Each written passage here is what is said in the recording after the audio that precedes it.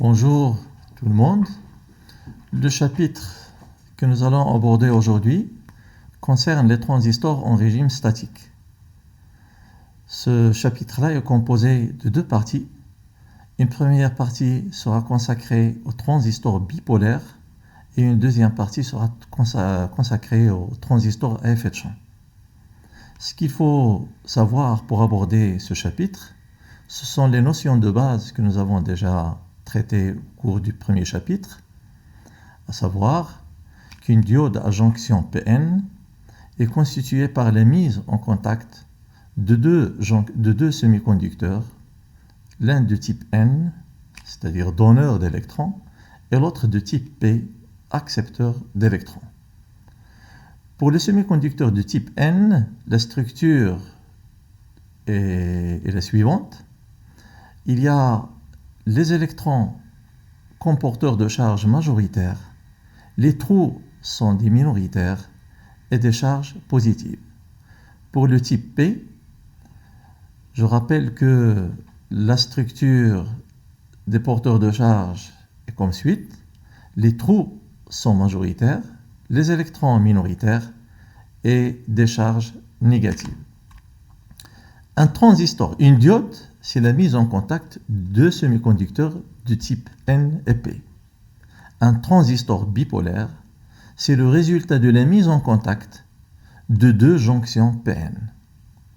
Si on met en contact les jonctions du côté P, on va obtenir un transistor NPN. Si on le met en contact du côté de N, on va avoir un transistor PNP.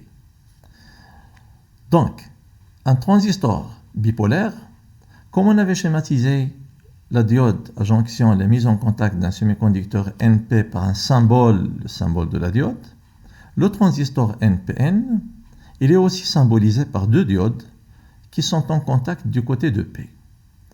La diode, il a deux pôles, il a l'anode et la cathode. Par contre, le transistor, il a trois pôles. Il y a donc la première électrode, c'est l'émetteur, la deuxième, c'est le collecteur, et celle qui est en contact, en commun, c'est la base. Ce symbole-là, il sera représenté par un symbole électrique du transistor bipolaire type NPN. Il est composé donc de trois électrodes avec une flèche sur l'émetteur. Remarquez que la flèche est sortante. Ce symbole peut aussi être schématisé par la figure suivante. Il y a un N+, ça veut dire que l'émetteur est fortement dopé. Et là, un N fortement dopé par rapport au collecteur. Et la base, il est au milieu, c'est le P. Et les minces est faiblement dopé. Et les trois contacts métalliques, émetteur, base et collecteur. Si on met en contact les deux jonctions PN du côté de N, cette fois-ci, c'est-à-dire le transistor PNP, on va obtenir la même structure, les deux diodes, les deux jonctions, mais elles sont reliées du côté de N, elle est là du côté de N, donc ça nous donne la base. Là c'est l'émetteur, là c'est le collecteur et la base au milieu. Ce symbole-là, on va le schématiser par le circuit électrique, le symbole électrique d'un transistor. Remarquez là la flèche, elle est entrante. Et d'ailleurs, c'est ce qui fait la différence entre un transistor de type NPN et PNP. Le NPN, la flèche, elle est sortante. Et le PNP, la flèche, elle est entrante. Ce circuit-là peut aussi être schématisé par la figure suivante. On retrouve là le P+. P+, ça veut dire que l'émetteur, elle est fortement dopé par rapport au collecteur. Et au milieu, toujours, c'est la base. Elle est mince et faiblement dopée. Ce transistor-là, je vous donne là une petite figure, une image. Cette image-là, c'est celle d'un transistor 2N2222. Il est constitué de trois électrodes, émetteur, base, collecteur. Ils ne sont pas symétriquement répartis sur le socle, ils sont toutes les trois d'un côté. À côté de la broche, on retrouve l'émetteur.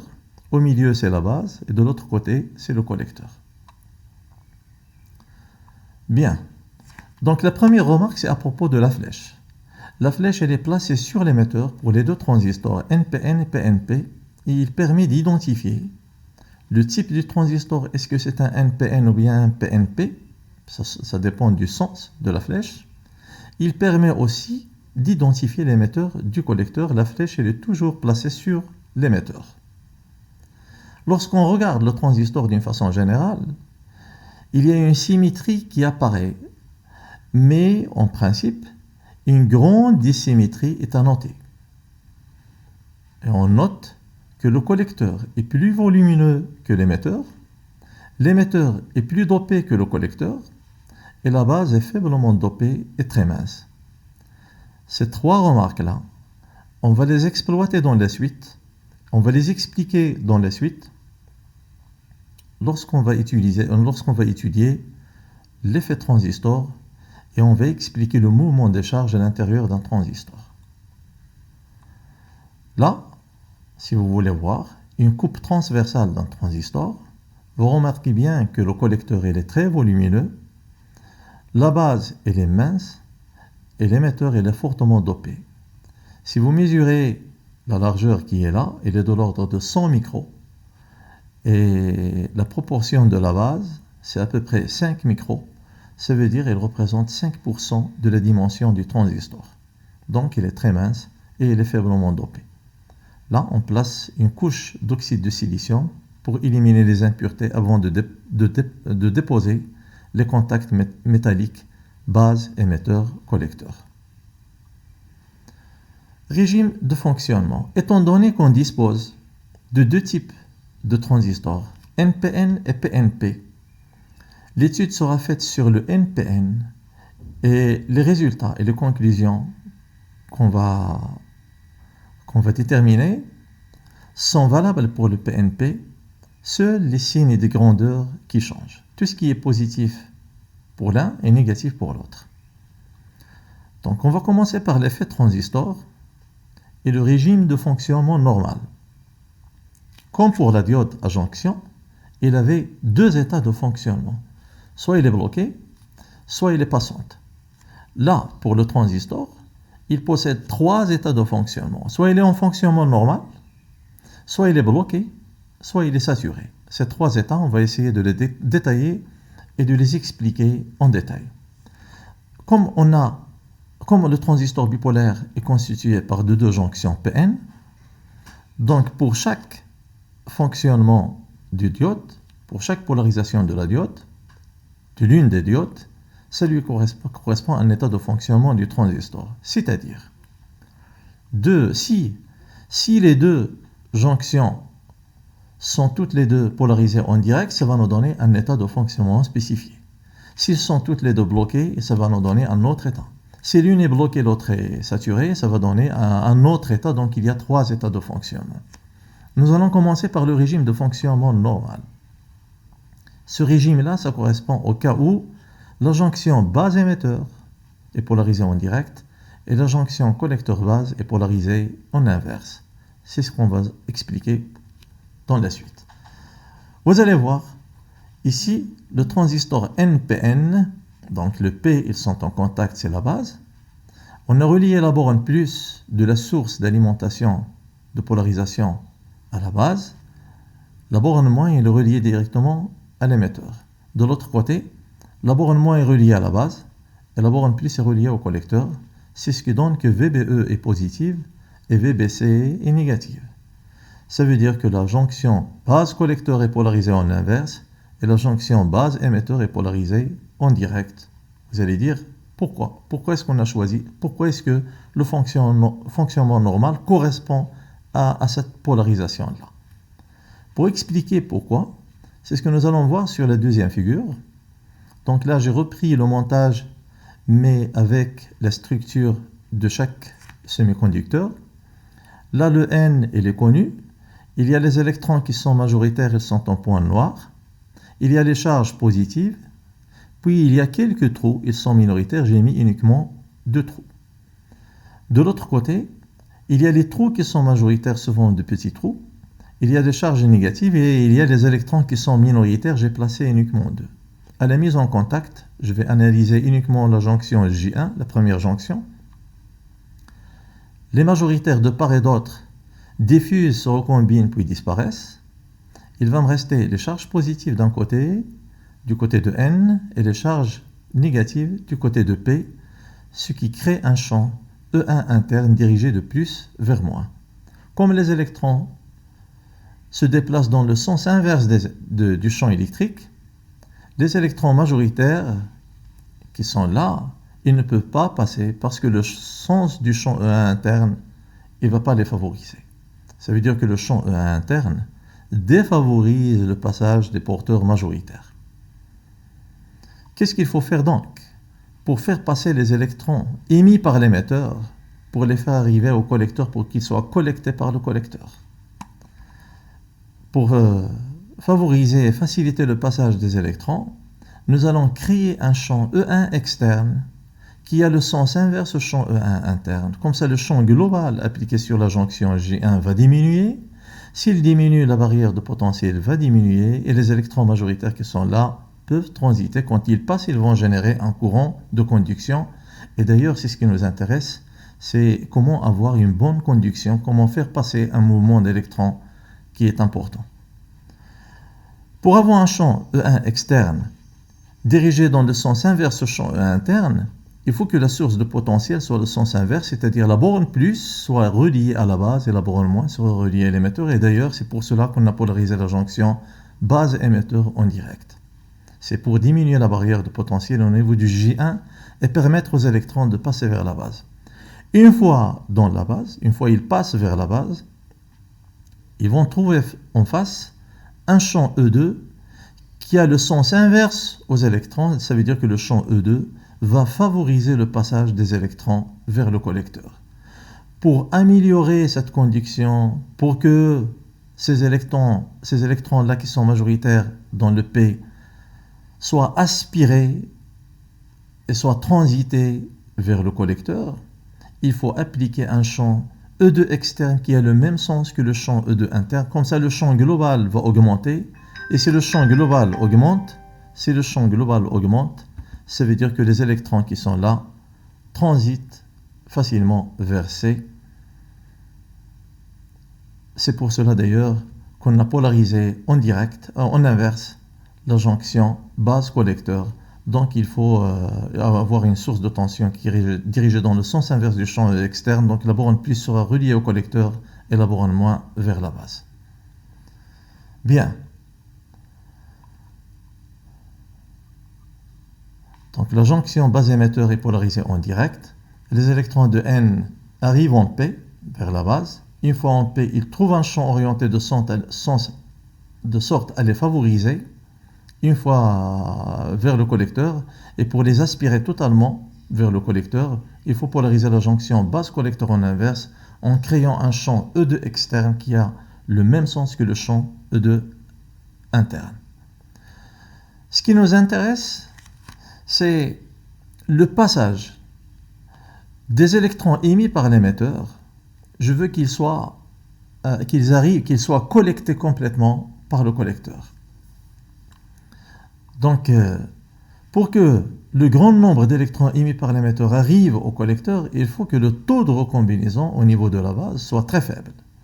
Cette condition est réalisée si les conditions de tout à l'heure sont vérifiées, c'est-à-dire que la base est faiblement dopée et très mince.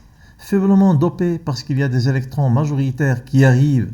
S'il est faiblement dopé, donc il y aura moins de trous et par conséquent, il y aura une faible recombinaison. Et si, bien sûr, la base est très mince, une fois les électrons arrivent dans la base, ils vont trouver face à eux, et on ne va pas leur laisser le temps de se promener pour éviter la recombinaison. Ils vont trouver en face un champ E2 interne plus E2 externe qui va les aspirer pour les faire passer vers le collecteur. Bien sûr, pour qu'un grand nombre d'électrons émis par l'émetteur arrive au collecteur, il faut que l'émetteur soit fortement dopé. Comme ça, il va nous livrer un grand nombre d'électrons.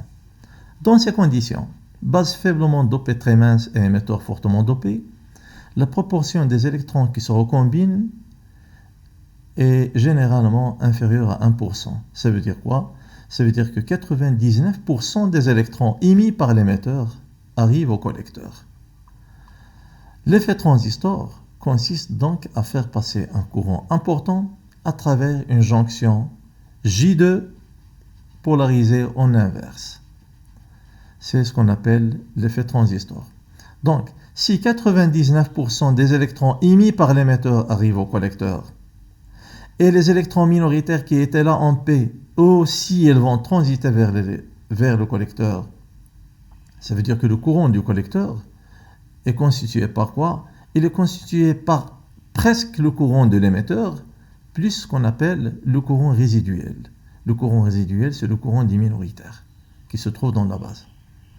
La relation approchée, comme ce n'est pas exactement le courant de l'émetteur, c'est à peu près, pour être sûr d'avoir une relation exacte, IC est égal à alpha IE avec alpha est égal à 0,99. 0,99, ça veut dire qu'on suppose que 99 des électrons émis par l'émetteur arrivent au collecteur. D'autre part, la relation IE, elle est égale toujours à IB plus IC. Il y a IC qui rentre, IB qui rentre, IE qui sort, donc IE est égal à IB plus IC. Fonctionnement bloqué. Le fonctionnement bloqué du transistor, comme on avait dit qu'il y a 3 états de fonctionnement, soit le fonctionnement normal dans lequel la jonction base-émetteur est polarisée en direct et la jonction collecteur-base est polarisée en inverse.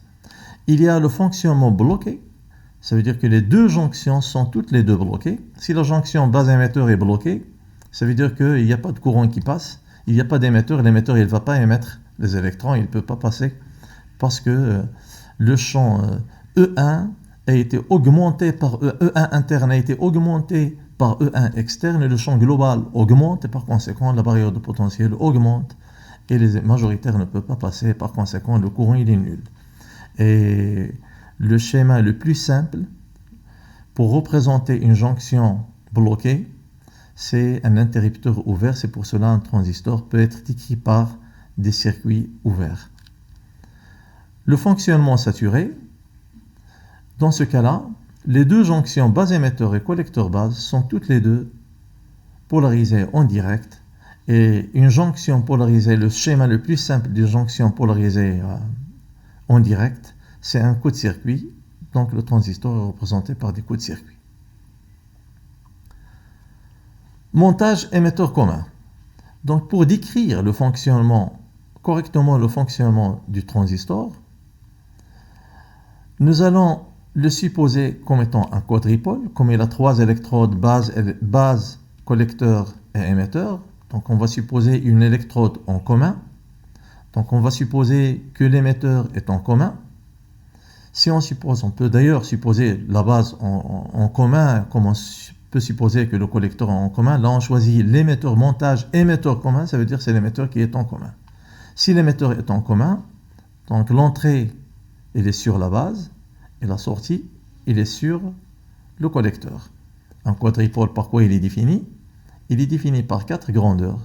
2 grandeurs d'entrée, VBE, IB, et 2 grandeurs de sortie, VCE, IC. À partir de ces 2 grandeurs, VBE, IB, VCE, IC, on va essayer de décrire le fonctionnement du transistor. D'après l'équation IC est égal à alpha IE plus ICB0, en remplaçant IE par son expression, c'est IC plus IB, on obtient IC est égal à alpha IC plus IB plus ICB0. On va mettre en facteur, on passe de l'autre côté, on met en facteur, c'est IC est égal facteur de 1 moins alpha. Ça nous donne IC est égal alpha sur 1 moins alpha IB plus ICB0 sur 1 moins alpha. Si on pose bêta est égal à alpha sur 1 moins alpha, on obtient IC est égal bêta IB plus bêta plus 1 ICB0. Avec bêta plus 1 ICB0, je peux la noter, c'est ICE0. D'ailleurs, vous pouvez remarquer que IC en fonction de IB, IC c'est une constante bêta fois IB plus une autre constante ICE0. Donc c'est l'équation d'une droite. Donc lorsqu'on va représenter IC en fonction de IB, c'est une droite qui ne passe pas par l'origine, il passe par ICE0. Remarque, alpha et bêta diffèrent d'un transistor à l'autre et présentent une grande dispersion. C'est tout à fait normal. Alpha, c'était 90, ça représente la proportion de 99% des électrons qui arrivent au collecteur. Donc alpha est égal à 0,99. Avec ce que nous avons posé là, bêta est égal alpha sur 1 moins alpha. Si alpha est égal à 0,99, bêta est égal à 99. Donc il y a une grande dispersion. Et chaque transistor, chaque famille de transistors possède son alpha et son bêta. Il y a toujours la dispersion pour chaque famille.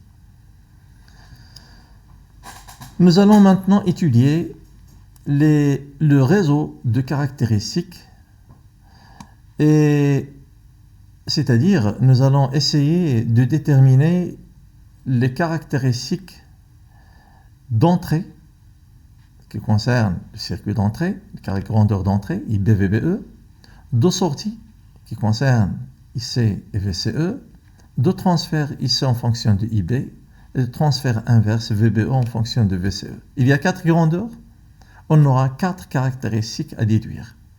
Lorsqu'on avait étudié la diode à jonction, il y avait 2 grandeurs I qui passent dans la diode en fonction de V au bord de la diode. Il y avait une seule caractéristique qui prenait l'allure exponentielle. Là, on va essayer de déterminer les 4 caractéristiques.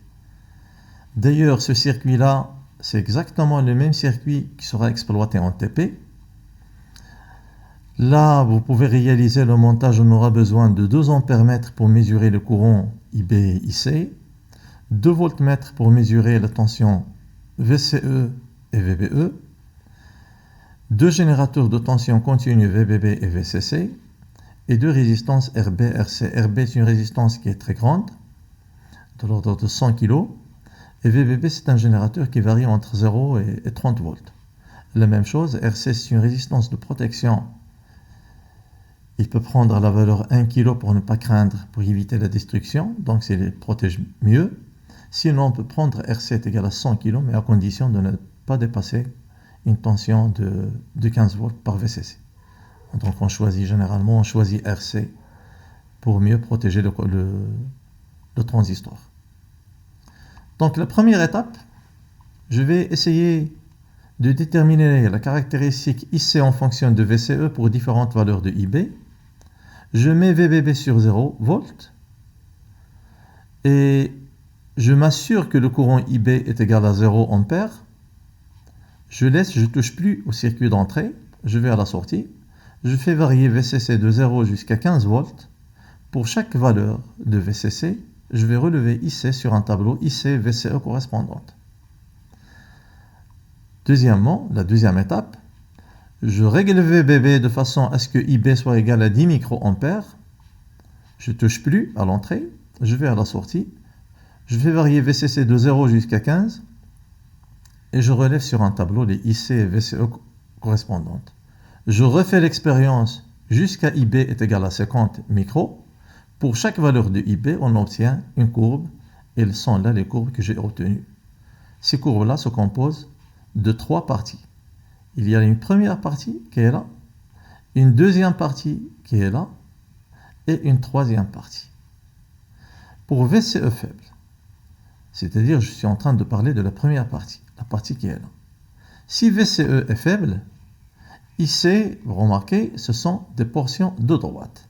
Les droites là, les portions de des courbes sont des droites. IC est fonction linéaire en fonction de VCE. Et puisqu'ils sont en fonction linéaire, ça veut dire que IC, mais d'ailleurs il passe par l'origine, donc IC, il va s'écrire sous la forme IC égale alpha VCE, alpha une constante.